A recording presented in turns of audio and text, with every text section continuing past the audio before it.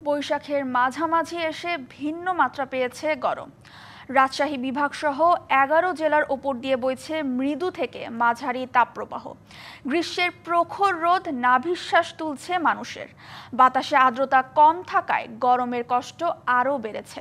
তবে এই তীব্র গরমের মাঝেও কোথাও কোথাও কুয়াশার দেখা মিলছে।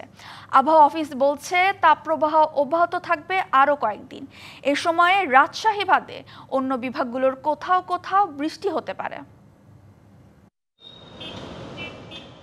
চৈত্রে এবার প্রকৃতি অন্য বছরের তুলনায় কিছুটা শীতল থাকলেও বৈশাখের দ্বিতীয় সপ্তাহে এসে রূপ পাল্টেছে। বিভিন্ন এলাকায় শুরু হয়েছে তাপপ্রবাহ। রাজশাহী বিভাগের সবকটি জেলার ওপর দিয়ে মৃদু থেকে মাঝারি তাপপ্রবাহ বইছে। তবে রাজশাহী জেলায় গরমের তীব্রতা একটু বেশি। এখন যে কোনো ব্র্যান্ডের পুরাতন এসি বদলে নতুন ওয়ালটন এসিতে উপভোগ করুন 25% ছাড়।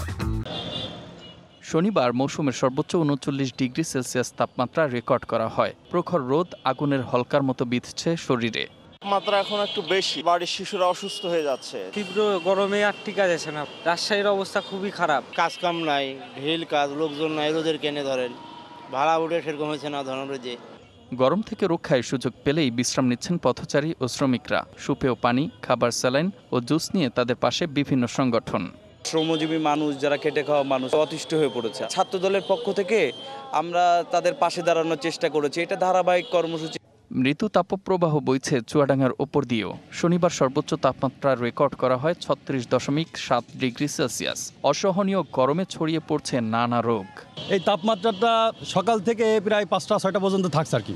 মানে সূর্য ডোবার পরে একটু যদি স্বস্তি হয়। চুয়াডাঙ্গা যেমন শীতও পড়ে, এই গরমের সময় গরমও পড়ে ভাই। বাংলাদেশের রেকর্ড গরম।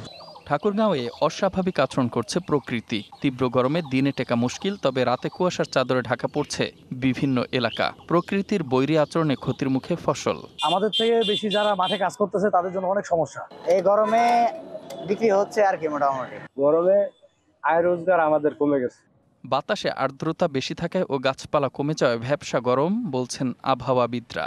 বাতাসে আর্দ্রতার পরিমাণ বেশি, বৃষ্টিপাত নেই, ভ্যাপসা গরমটা বেশি অনুভূত হচ্ছে।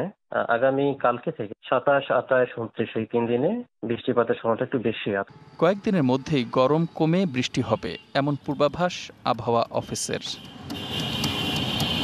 Mostafa Kamal, DBC news desk.